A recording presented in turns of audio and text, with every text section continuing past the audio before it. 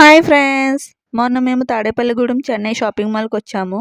Festival shopping అంతా Chennai shopping mall and JV మాల్‌లో చేద్దాము అని ముందు నుంచే ప్లాన్ చేసుకున్నాము.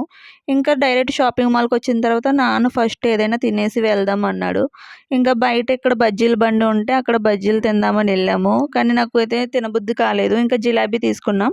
దగ్గరలో అరకు కాఫీ ఉంటది. చాలా ఫేమస్ అని చెప్పాడు నాన్న. ఏదైనా కొత్త టేస్ట్ చేసినా సరే ఫ్యామిలీని వెంటనే తీసుకెళ్ళాలి అనుకుంటాడు.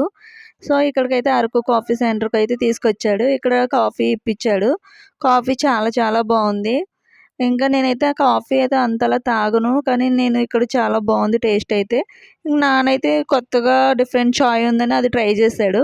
ఇంకా నాన్న, నేను, అమ్మ మొత్తం ముగ్గురం కలిపి అక్కడున్న కాఫీనైతే ఎంజాయ్ చేశాము. తర్వాత మాల్‌లోకొచ్చేసి డైరెక్ట్‌గా ఇంకా అమ్మకైతే కావాల్సిన శారీస్ అండ్ నేను కూడా కొన్ని kurti sets and festival wear dresses ఏమైనా ఉంటే అవి కూడా చూసుకున్నాను.